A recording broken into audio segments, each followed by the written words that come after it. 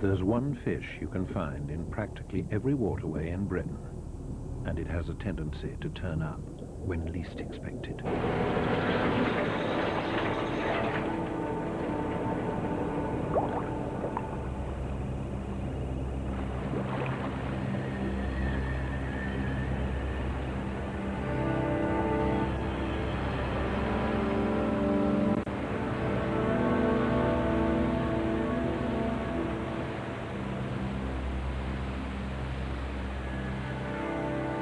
When the police retrieve dumped cars from docks and canals, they can never be quite sure what strange things will be lying in wait for them. And often, they're in for an unpleasant surprise.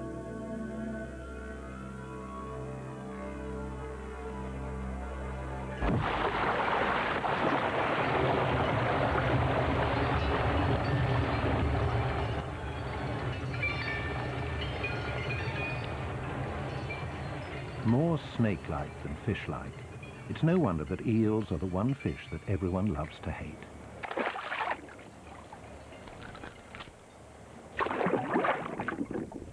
But these are no ordinary fish.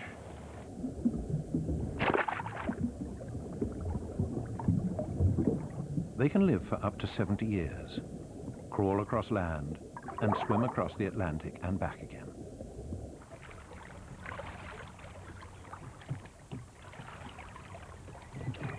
And for eel fishermen like Don Goodwin, there is far more to the eel than meets the eye.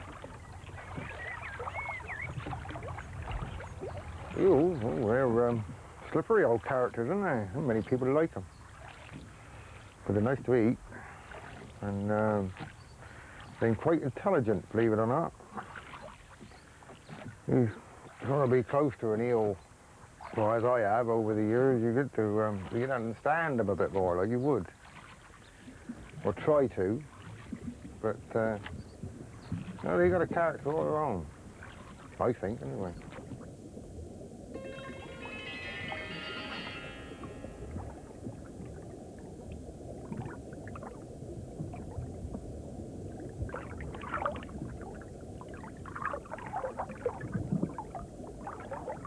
Eels are unique amongst Britain's fish.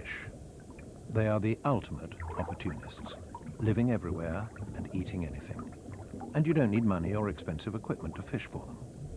All you need is an obsession, like the fishermen from the Anguilla Club.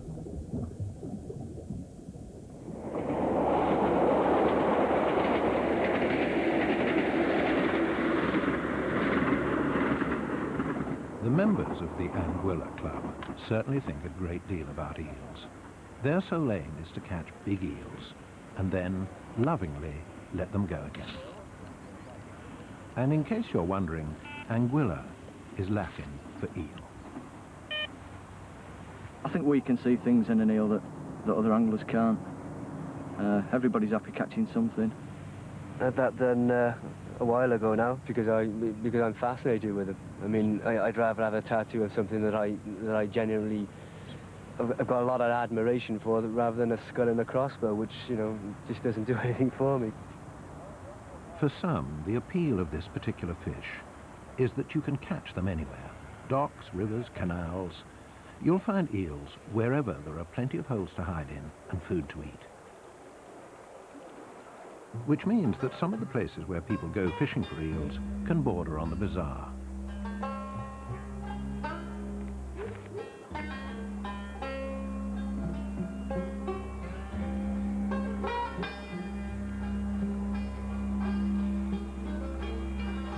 At least one eel fisherman believes that the best fish are to be found in drains. He's even been known to remove the odd manhole cover and drop a hand line down into the sewers below. The eels swim up them after heavy rain has caused flooding. Apparently this sort of fishing was widespread during the war, when catching eels in the city provided a valuable source of food.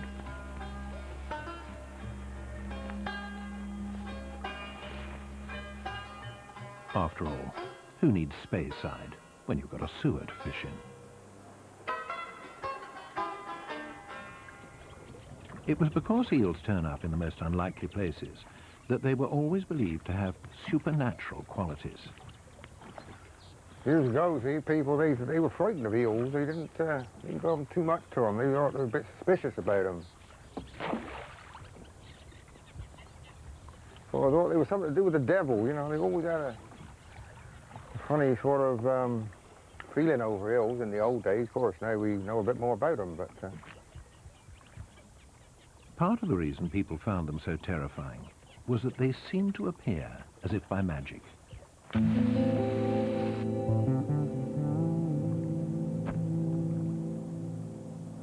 The philosopher Aristotle believed they were spontaneously generated from mud. We know a little more about them these days. They first appear in our rivers as tiny elvers, and even as they arrive, there are fishermen out looking for them. It's thought that eels are born deep in the Sargasso Sea off Bermuda.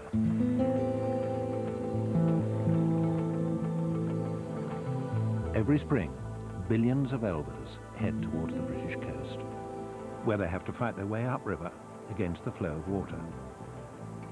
But on the Severn, they are helped by a tide that passes up the river, known as the Severn Bore.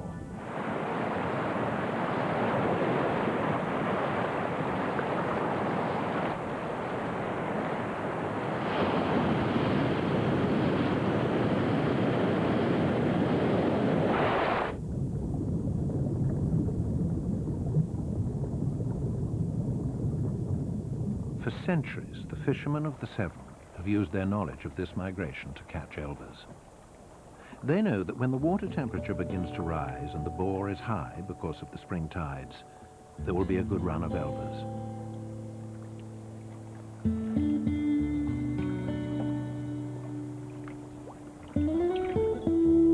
If the fisherman has read the signs right, he can catch thousands of elvers in one night, with a kilo fetching anything up to 200 pounds. At a few centimeters long, it seems amazing that they get here at all.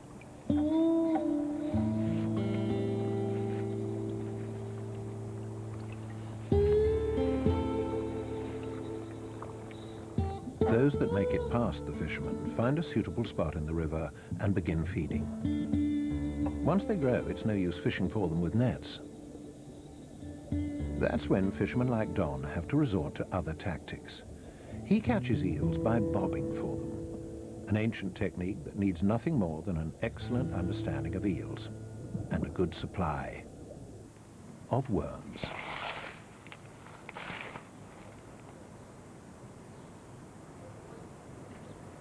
You just thread the worms onto the wool. I use wool, worsted wool like this, and put it in the water, and the eel comes along and grabs the worm. He gets his teeth tangled up in the wool. And you got enough time to whip him out, either on the bank or in the boat, and shake him off. And then you lower your worms in again, and the same thing happens, hopefully. And these worms, by the way, are killed dead straight away. There's no problem with them. Well, there you are. There's your string of worms, all threaded on wool. And what you do then is you wrap it around your hand, the span of your hand. Man with the biggest hand makes the biggest bob. And then you wrap the worms around your hand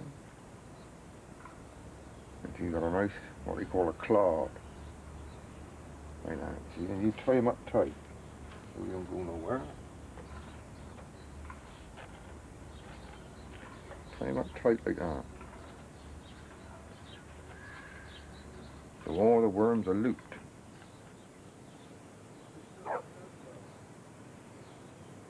Unlike the Anguilla Club, Don isn't keen to let his eels go. We used to have some lovely eel feasts a couple of times a week. And have eel suppers. It's beautiful to eat. Oh, yes. Wherever there is food, an eel won't be far away, although we might not know it.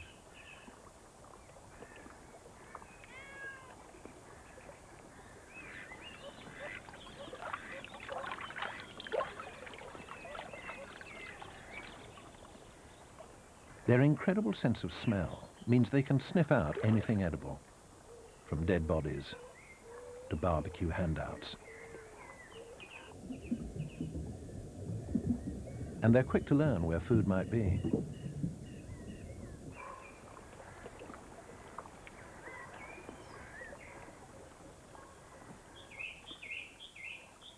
Stories go that in India, fishermen even taught eels to come when whistled. If only trout and salmon reacted in the same way, fishing for them would be so much easier.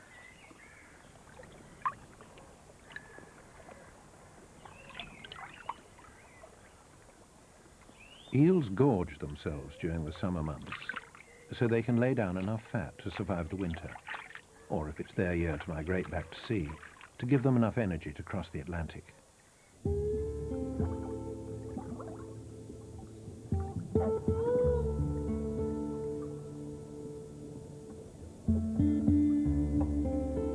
Eels like to hide up in hollows on the riverbed, where there's a current of water that may waft any tempting smells their way.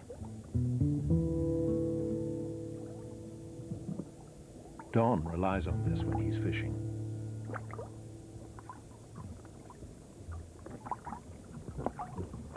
These old fellas were very ingenious. Whoever thought up this had a brain like Einstein. He must have done. I mean, you see, even the pole has got an automatic winder. I mean, the depth finder, you just wind it up. There's no reels or nothing like that. You just wind it up to find your depth and lower it down.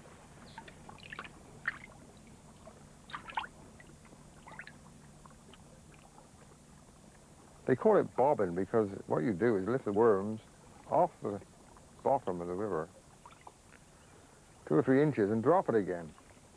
Now, you don't only get the scent of the worms, you get the movement of the worms as well. So when the eel follows the scent up, he sees the worms waggling about in the tide and bobbing up and down. So of course he grabs at them, doesn't he? Thinks they're alive, I suppose.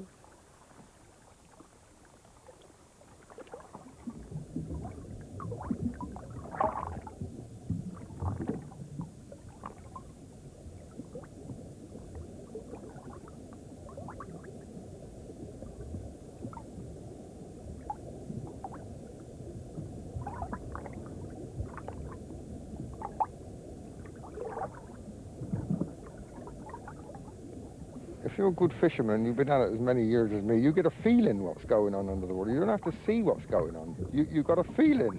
It's true, you've got a feeling. Oh, missed him. I missed that one. Yeah, had a good bite there.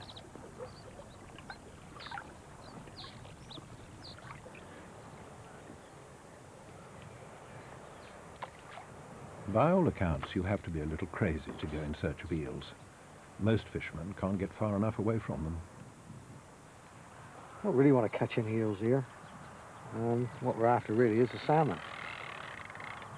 Unfortunately, this time of year, when all the eels are running, these prawns tend to attract the eels. They're a bit of a menace, really. They don't know how to handle them, and obviously they don't. They wouldn't eat one either. They think they're snakes, or you know, it's not like a fish, is it? I mean, a fish, a nice, beautiful trout, or a salmon, you get an eel, you know. I mean, there's nothing but trouble, is it? You're blooming frightened with that girt prawn. Well, could well be. I should go on home.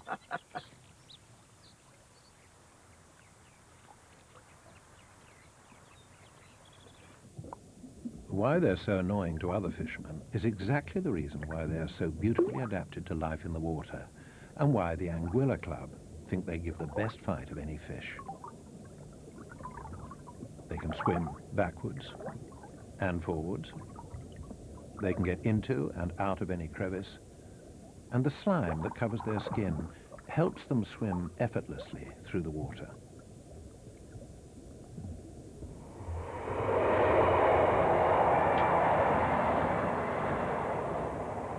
And the fact that they're so slippery means they're hard to keep hold of. Unless, of course, you had special training, like the members of the Anguilla Club.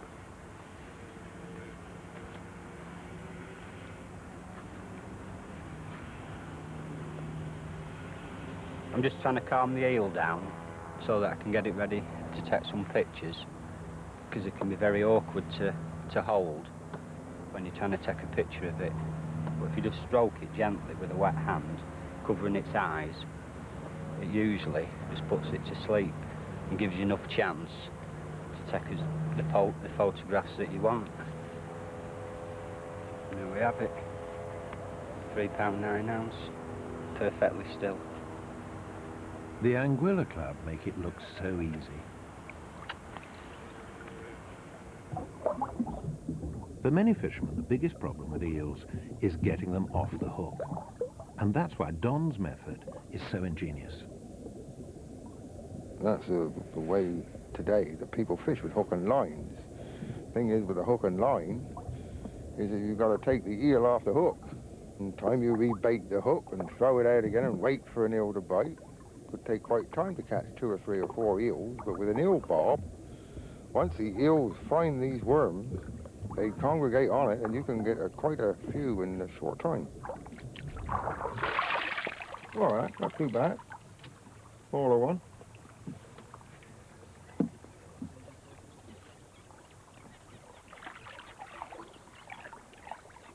Most fish can't live out of water. An eel is quite happy out of water in the right conditions.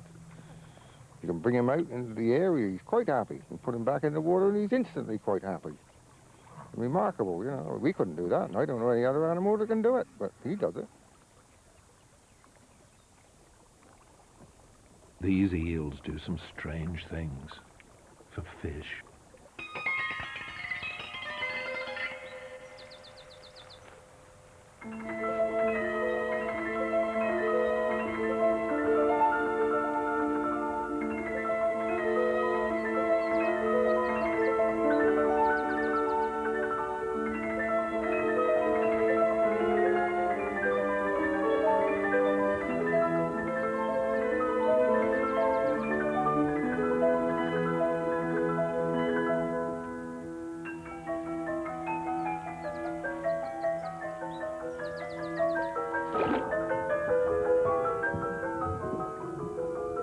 As elders, they made their way to ponds and isolated waterways.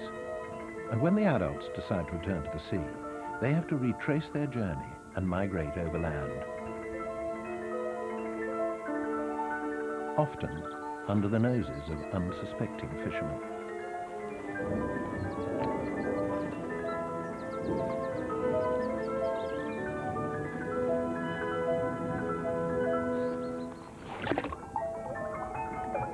They can survive out of water for hours by filling their gill pouches with water, much as we would take a deep breath of air before diving.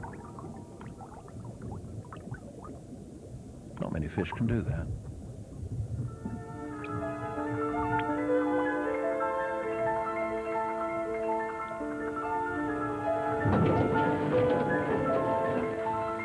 Most of this overland migration takes place on dark autumnal nights. Even so, there are still people waiting to catch them.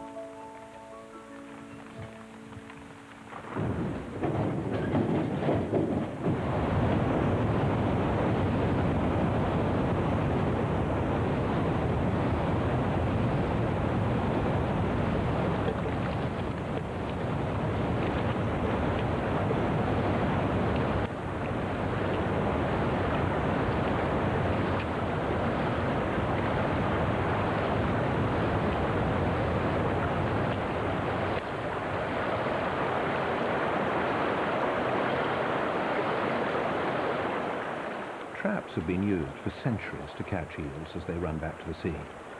Once, almost every watermill would have had a trap to provide the local village with eels for food. This eel trap is now used to catch eels so that scientists can learn more about their comings and goings.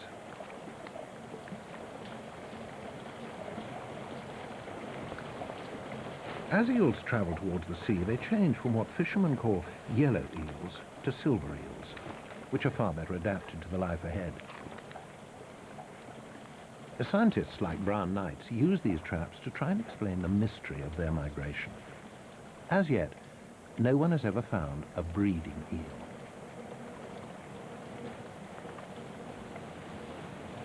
This one you can see This typical yellow colour along here, darkish sort of greeny on the back, and a light belly here.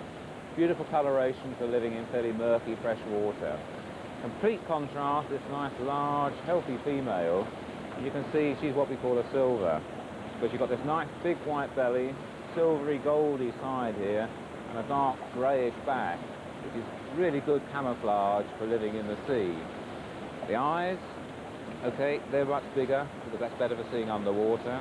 Very different, they look, same species, completely different adaptations for two different environments. Wonderful.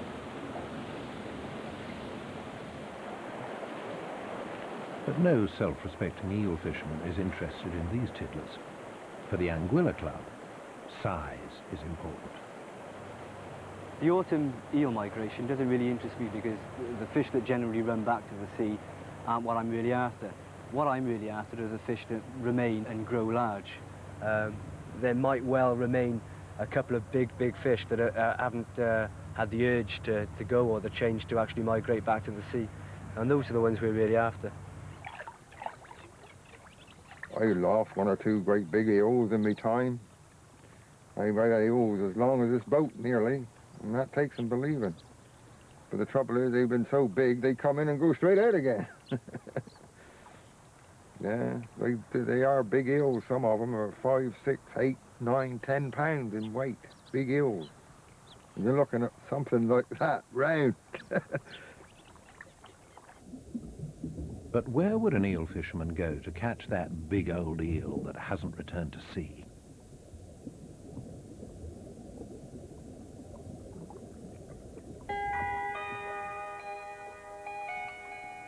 Loch Ness has long been known to harbour monsters. So this could be the ideal place for an eel fisherman to catch a giant.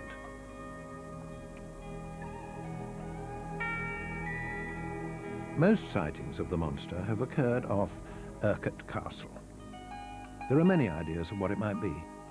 A dinosaur, or a sturgeon perhaps. After a few whiskies, local fishermen have their own theories.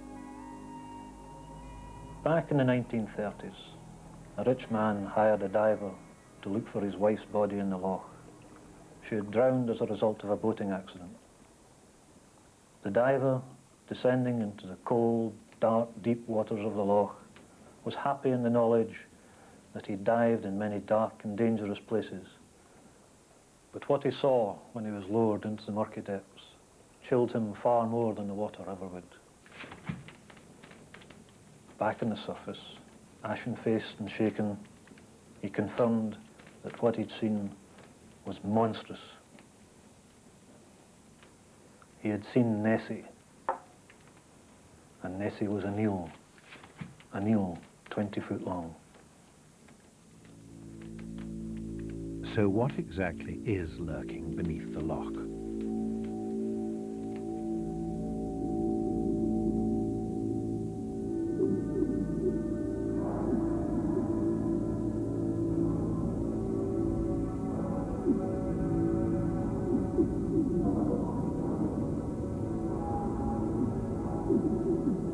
Submarines have often been used to look for Nessie.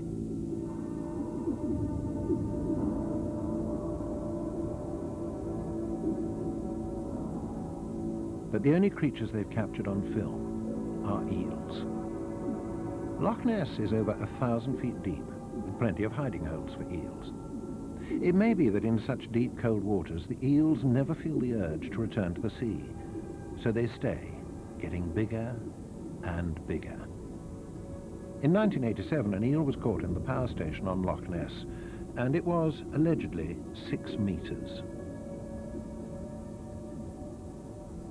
This suggests that Nessie really could be a giant eel.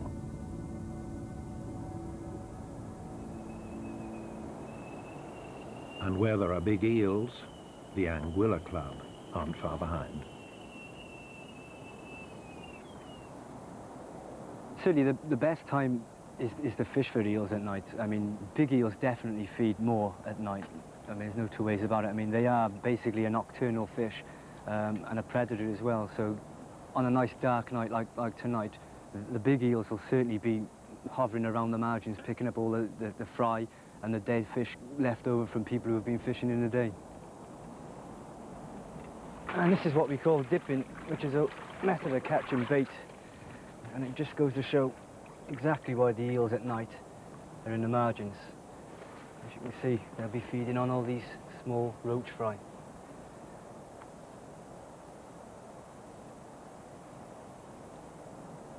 The rigs that we use for eel fishing are relatively simple, actually. I mean, they haven't changed for decades. The real art to fishing for big eels and catching big eels consistently is actually locating the waters where they live. You're looking for a water which has got a bit of history to it, a water which is fairly old and which has got a good river system running near to it. And that's really the trick to catching big eels, is finding the right spot more than the rigs and tackle that you're using. I don't think it's huge, but it's certainly worth the wait.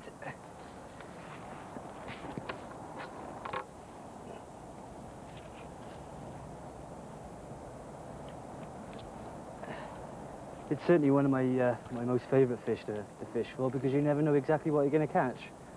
You just don't know what you're fishing for. I mean, she's not a bad fish, but she's not a monster by any stretch of the imagination. But still, you know, there could well be one twice the size or even 4 times the size in the water. Now go and get your grandmother. With the possibility of catching monsters and the excitement Don and the Anguilla Club get from fishing, well, there is more to an eel than meets the eye. But if you do decide to take up eel fishing, you'll have to be prepared to stand out from the normal angling crowd. Well, nobody really got much interest in it. They think you're sort of a bit touched. Never mind. Perhaps a hint of eccentricity is essential for any fisherman. Oh, and by the way, a final word of advice for all of you budding eel fishermen out there. If you do decide to spend a day fishing on Loch Ness, make sure your line is strong enough, because no one down the pub will believe the size of the one that got away.